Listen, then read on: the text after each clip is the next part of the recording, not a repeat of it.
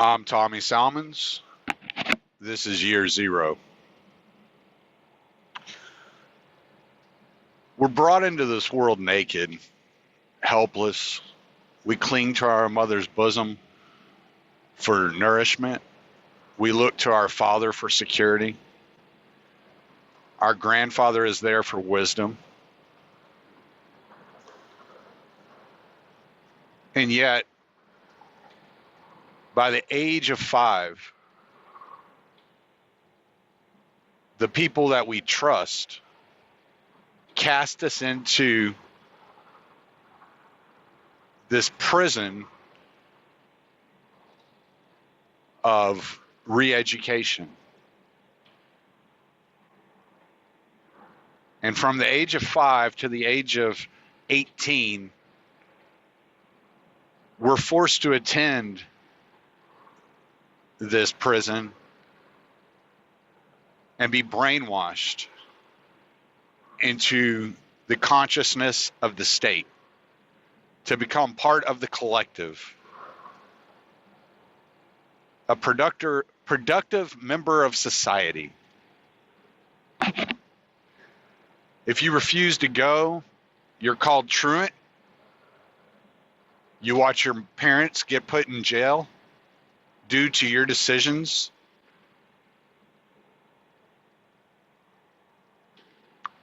And you begin to see that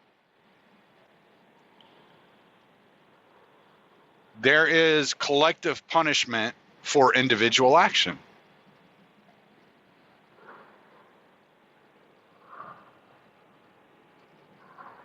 In the process, you're searching, you're trying to decide and figure out who you are as an individual.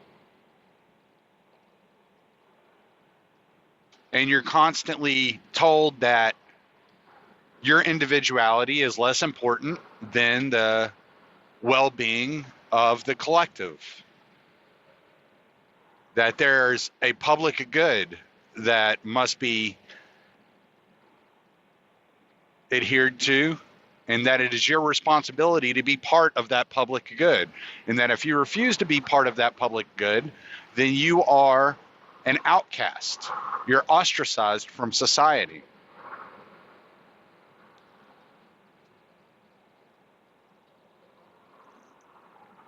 This refusal to adhere to the narrative of the public good renders nonviolent people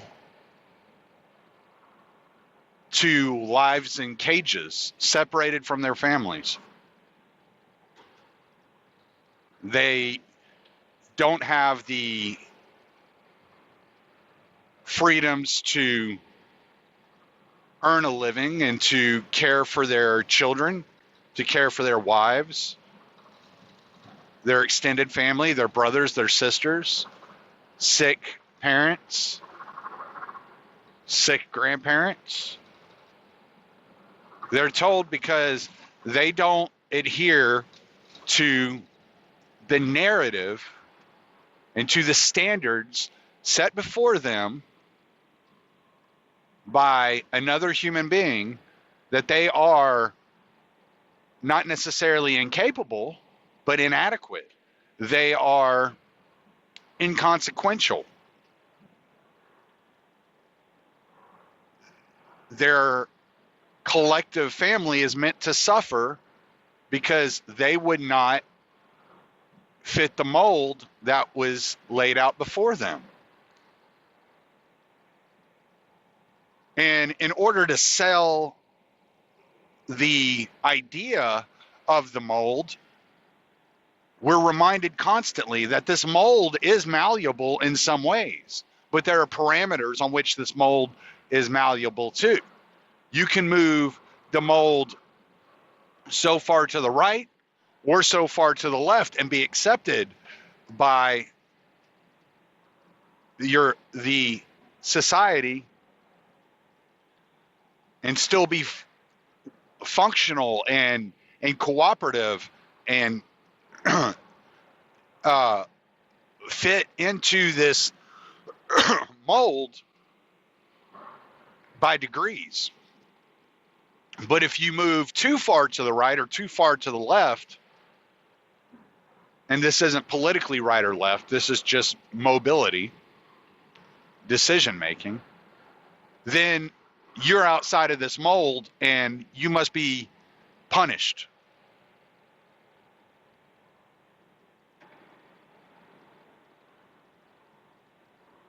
But at the same time, these same children that are being forced into this mold are being told this is the land of the free, the home of the brave, as fear is pumped into their veins day after day after day. Fear of the other, fear of disease, fear of nature, constantly, day after day after day. They're being fed these fears for 13 years. And then they're expected to make a decision. Do you continue to voluntarily lock yourself into a state-run penitentiary for re-education? Or do you go try to fit within the parameters of the mold and venture out on your own and find a job? And more today, the youth have been convinced that the only way to fit within these parameters is to further enslave themselves to the re-education camps. So they move on to universities. And more fear is pumped into them. More advanced theories on why they should be afraid is pumped into them. In this entire time, whether it be 13 years or 20 years of this education, they're taught that the only solution to save them from these evils that they are taught to fear their entire lives is the benevolence of the state. The state will save you. And if the state does wrong, it is your duty to ask somebody to save the state from itself. You go out there and you vote so the state stays pure and it stays, it becomes a mirror image of the societal ideals. And Breitbart had rightfully said that politics are downstream from culture, without rightfully explaining why that is so. Because those that are making up the culture, those that are involved in the ideals of society and interacting in society, and the most prominent figures that are setting the stage for the culture are most likely the ones that are voting. Those that are preoccupied with their individuality are less likely to pay attention or see the importance of the electoral process and the importance or the relevance of the privilege of voting as they sell it.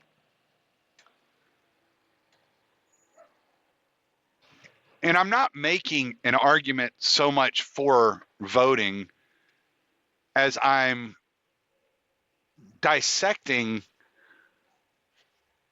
in some way, at least in my own mind, what this system means and what it is.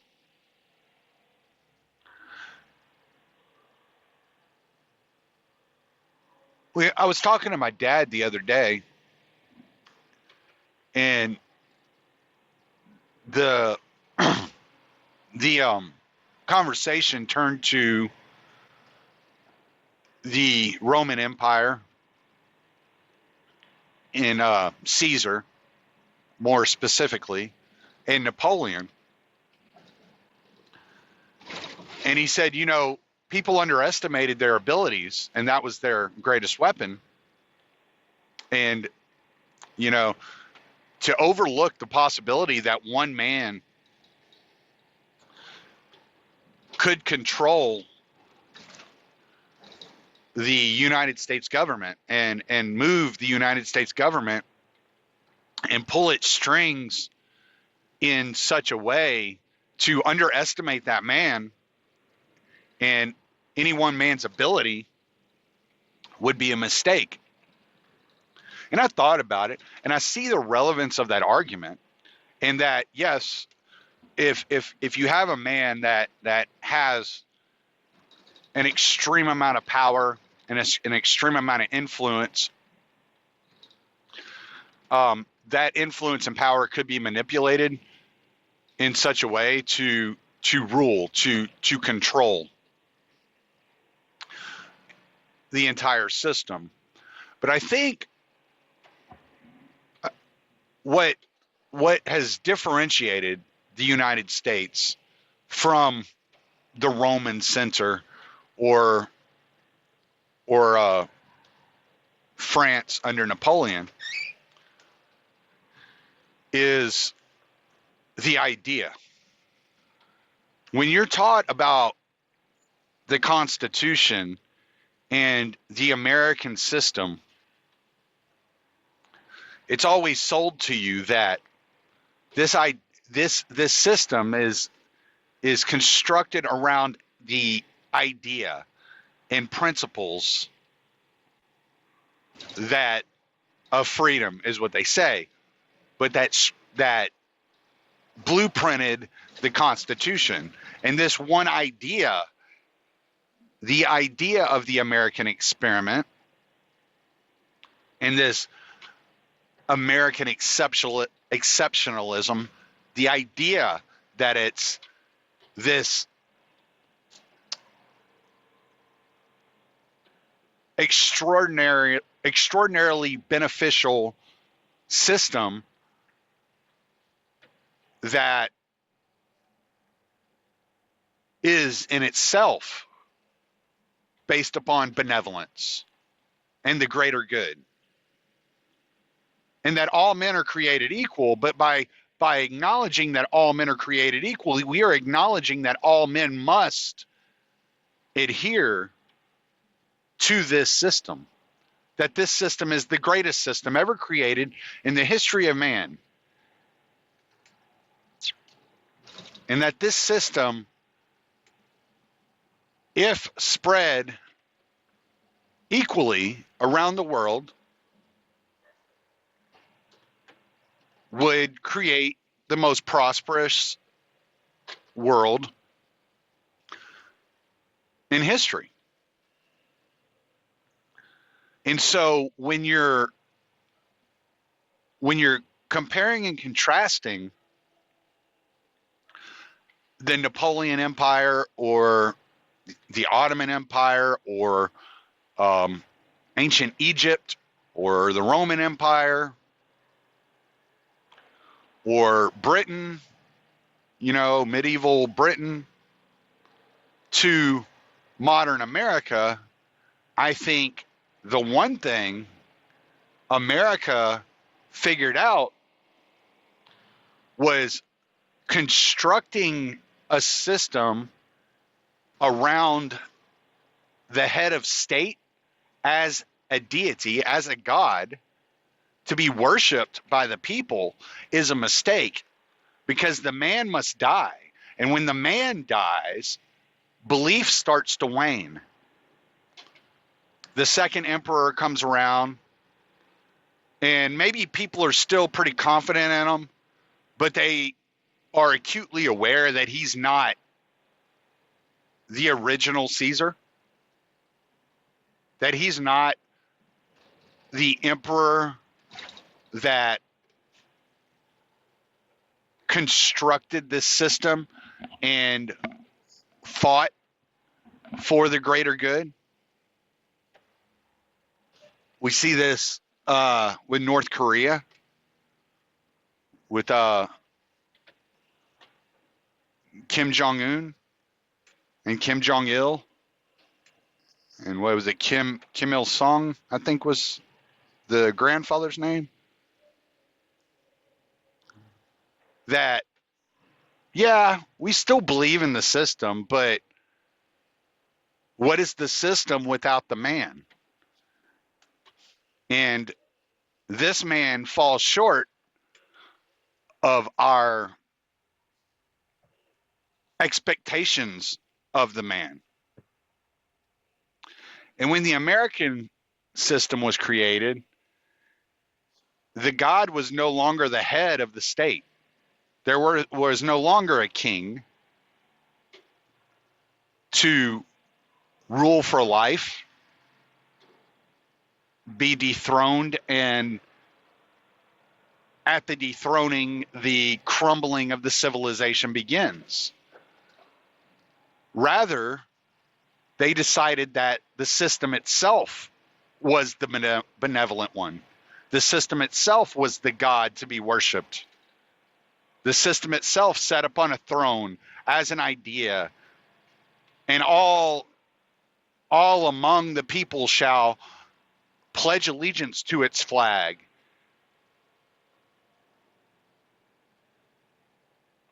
To the idea that the system is the most imperfect, what was it, the best imperfect system out there, I think is how I've heard it described. But it becomes a contest of perfecting that imperfect benevolence, that greater good, that goodness that just falls short of perfection. And that the system is in and of itself a good that just needs tweaking. That no matter who the head of the state, no matter who the head of that system is, that as long as that system continues to grow and continues to chug along, that everything will be just fine. That the benevolence and the omnipotence of that system is of such that any person that falls within the jurisdiction of that system is one of the chosen people. And that we should be evangelizing the world through this system, with this system. And in order to evangelize the world, we must take more people into this system and teach them this system. And they must become Americans and learn this system so that they can tell their friends and family in other countries of the wonders of this American system. And inch by inch, the world is changed. And this system, like a cancer, spreads over the globe and encompasses all that live on this earth. And this is the dream of the progressive and the conservative. They have different ways of achieving these goals. They have different ways of going about it, and they fight over the methods to which they adhere to this system, and they use this system for the good of mankind. They assume in their search for power over the system that all of mankind wishes to be part of the system. They wish to be part of the system. They just don't know it. They haven't experienced the benevolence and the good of the system, no matter how many evils they can point out to. A small tweak will fix that evil, because overall it is a good. And therefore, it is our duty to make these little adjustments and fine-tune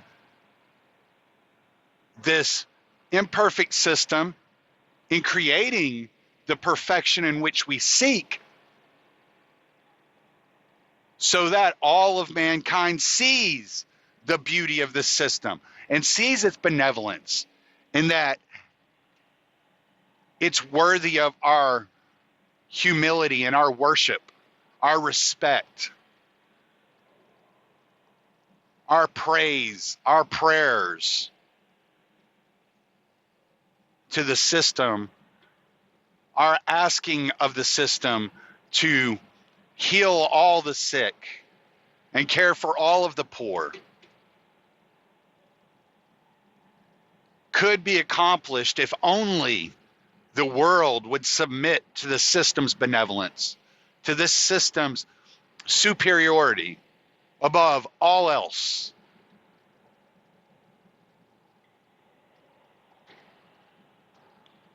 And every 4 years, these dogmatic worshipers of the state get together and they argue over who should be in charge of this system, who better represents this system, in order to continue evangelizing the world of its grandiosity and its wonder and its human rights achievements and civil rights and everything else.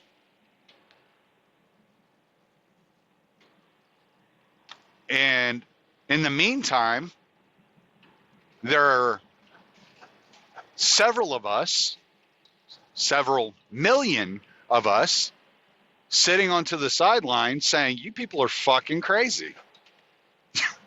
This isn't some fucking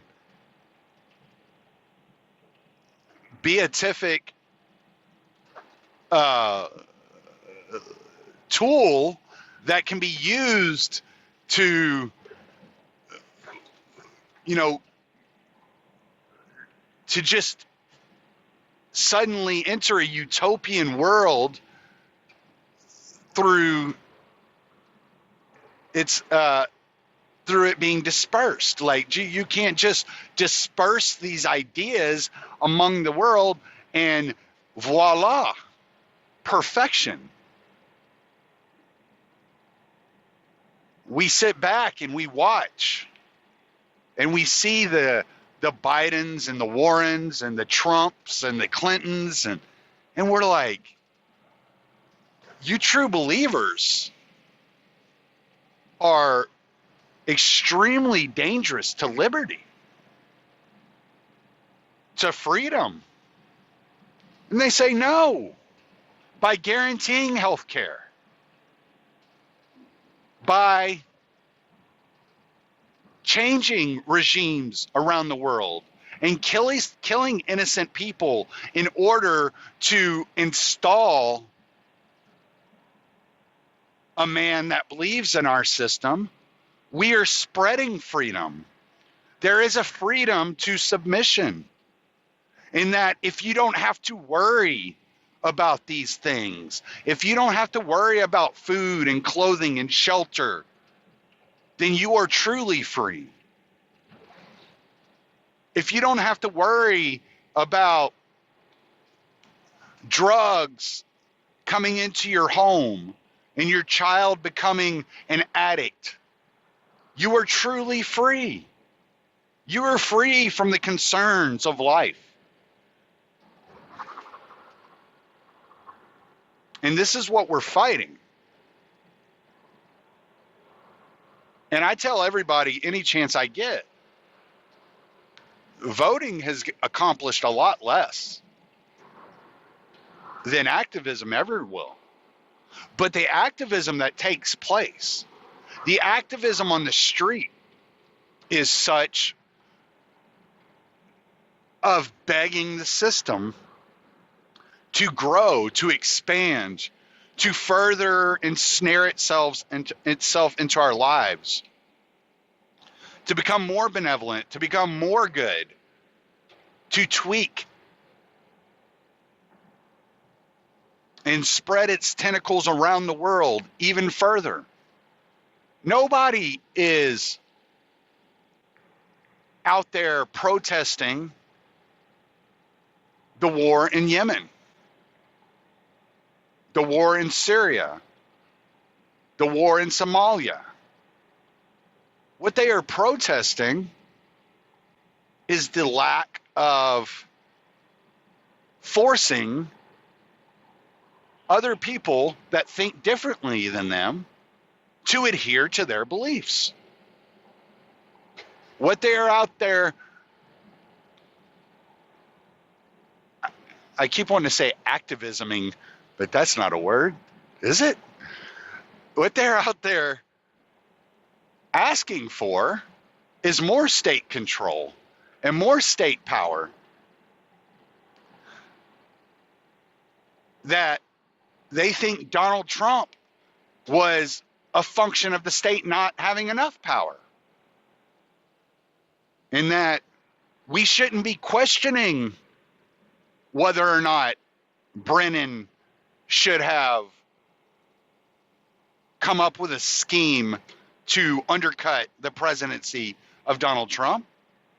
That Brennan, as his role within the system, is a more enlightened individual. But if all the enlightened individuals are part of this system, then why even elect? Why even vote? Why not just appoint one of the system's existing bureaucrats that are more enlightened and more understanding of how the system should be evangelized around the world? Why do we even vote on this? Do we even have the right to question whether or not Elizabeth Warren or Joe Biden is more capable of utilizing the system in a way that is utterly good? Do we even have the right to question whether or not the police should be shooting unarmed men or women? Are we really the state? And as the state, should we just fall in line and obey the edicts of those in D.C. or those in the state capitals?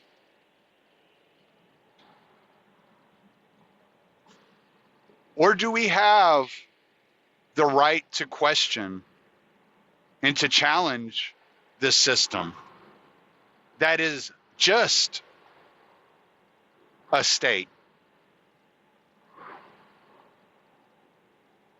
that is just the use of force on nonviolent people to reach their ends? See, this is a struggle, and it has been a struggle for hundreds of years. The liberals in Prussia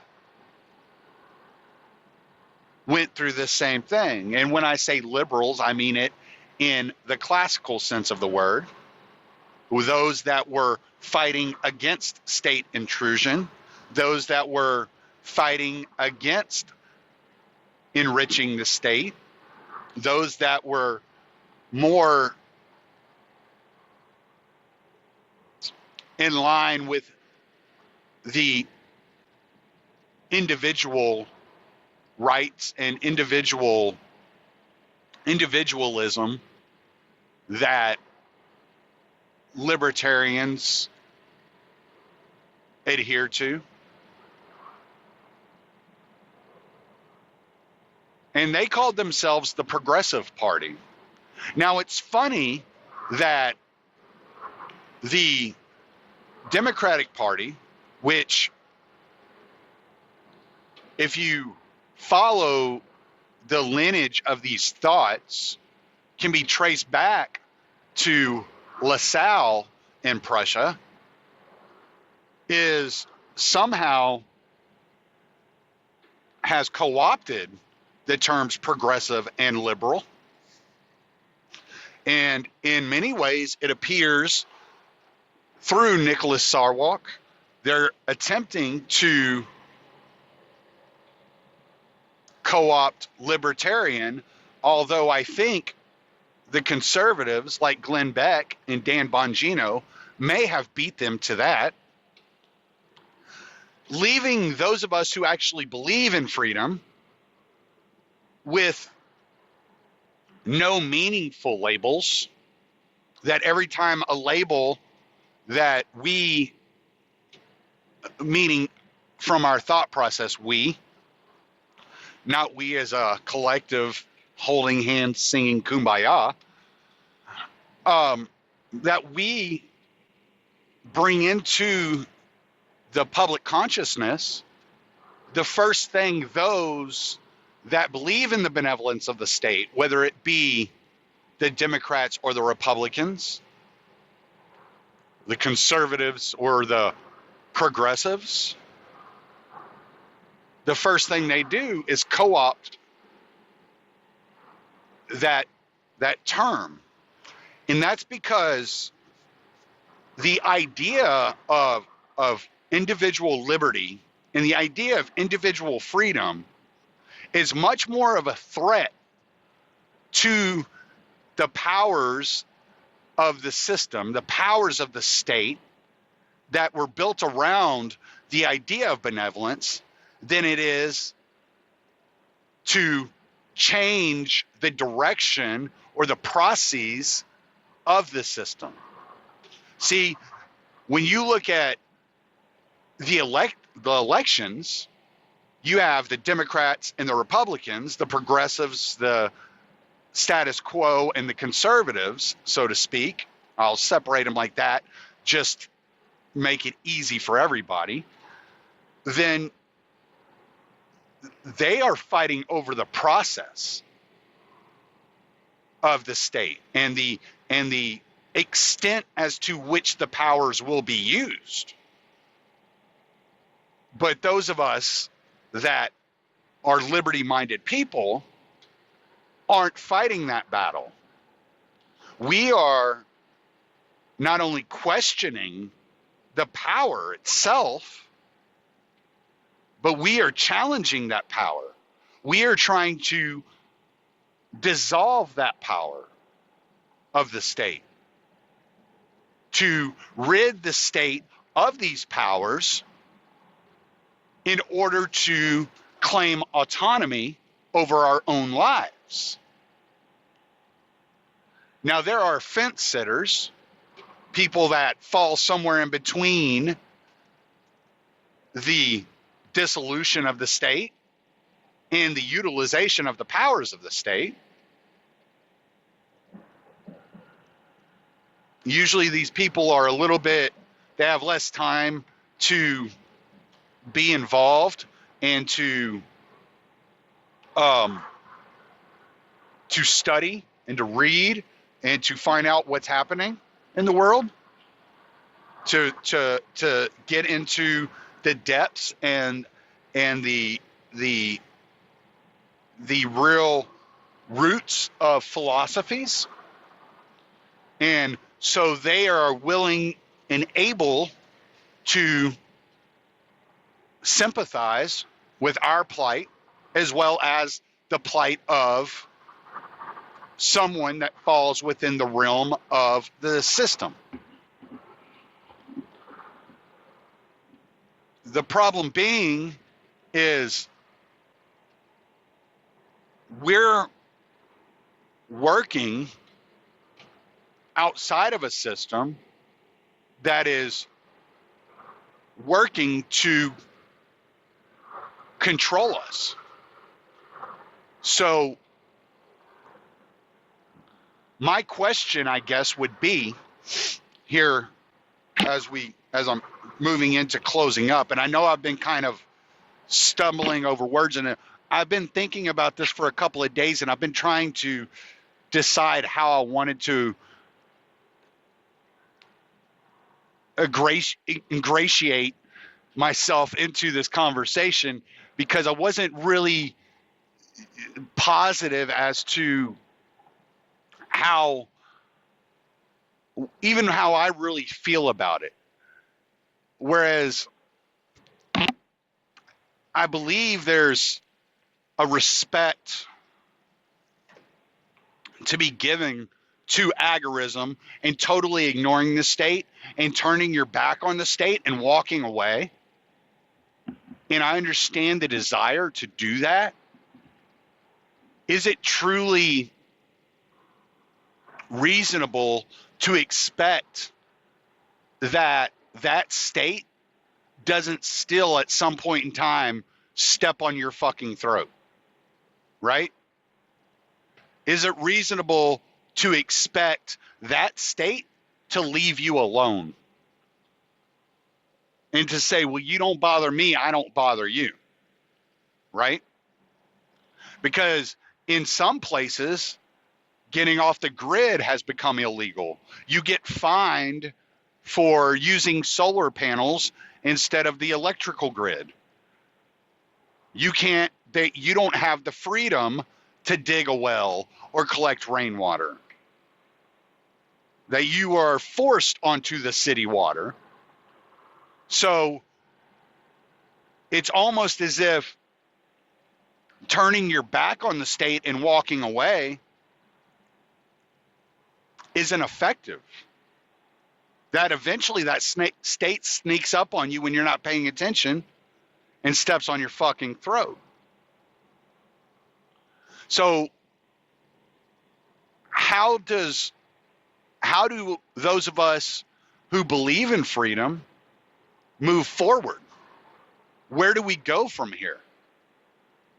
Do we begin activism?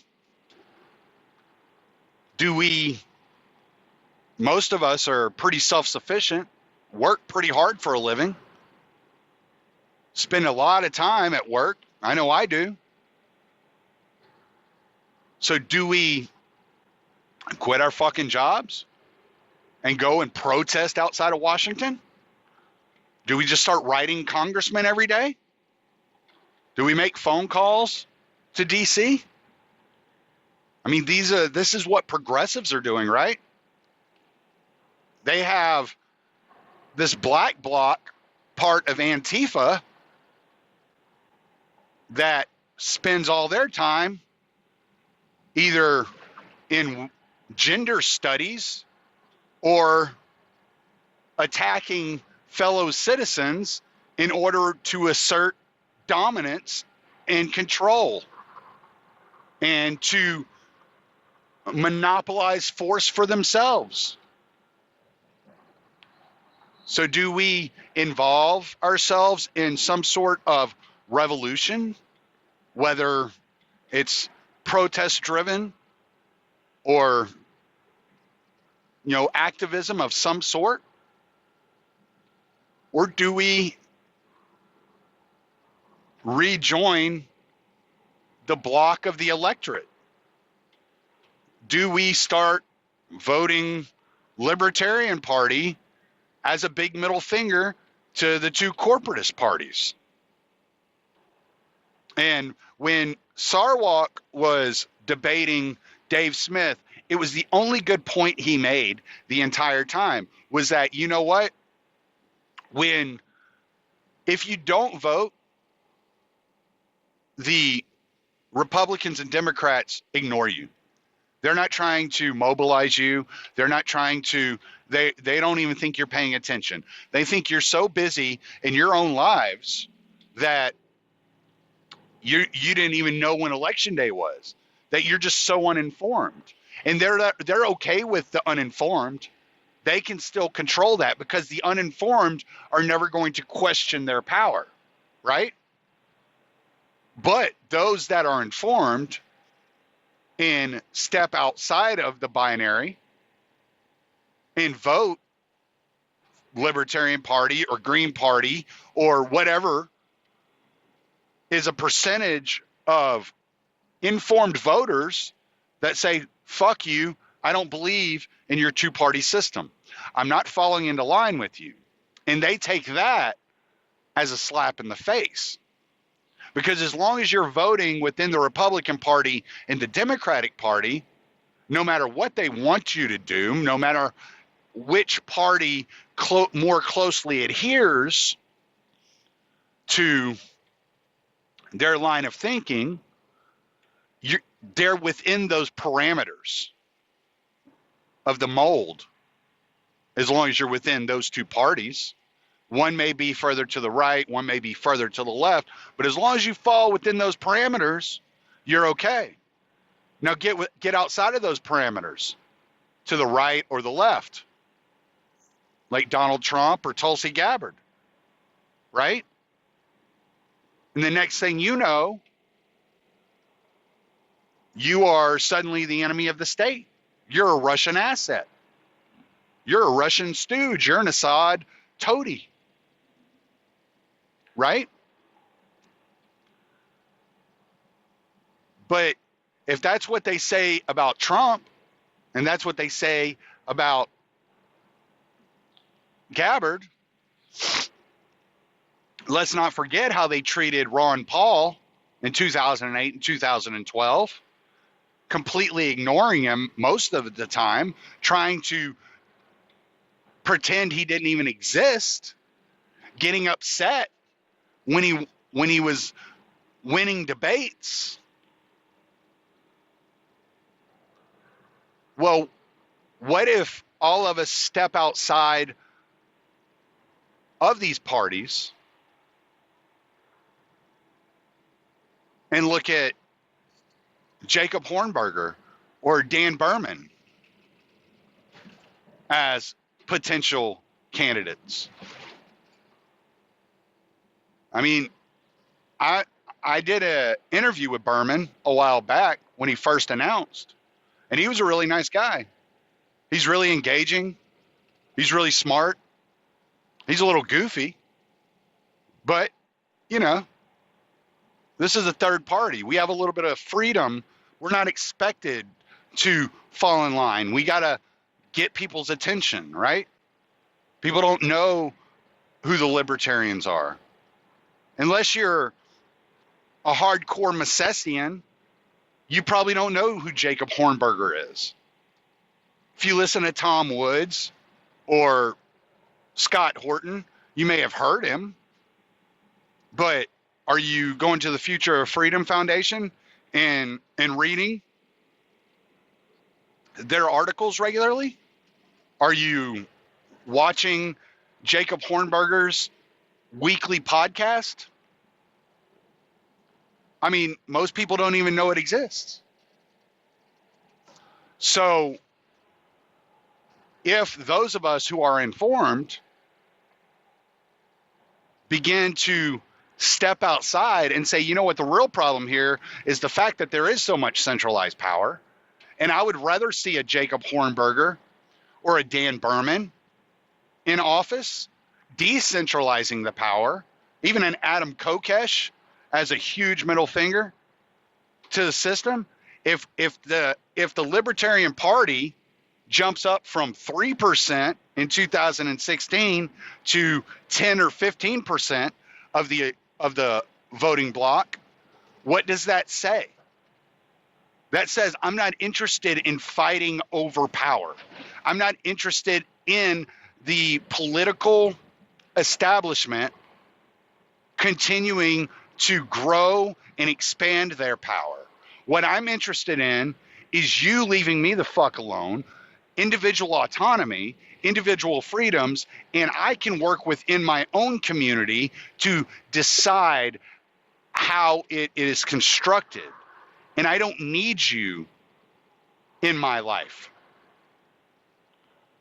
So if Sarwalk made any decent points, that would be the one point, and I expanded on that a lot more than he did, but that would be the one point he did make that I was like, that's an interesting point. As much as I despise the guy, I'll give him credit for that one, you know? But this is all for each of us to decide on our own. But I do know that I started thinking about this when I saw Hornberger officially announced for president. I knew it was potentially coming, but with the actual event taking place and him saying, okay, I'm in, my consideration is maybe it is worth my time and effort to involve myself in the process in order to make sure that there's a message being sent that we don't want your power or your system to rule over us. We don't recognize its benevolence. We don't recognize it as a greater good. And we are more capable of deciding for ourselves how we want to live our lives than you are capable of deciding for us. So that's pretty much all I got to say on that subject.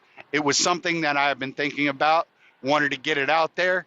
Sure, not everybody's going to agree with me. That's all right. You're free to choose, man. I'm Tommy Salmons.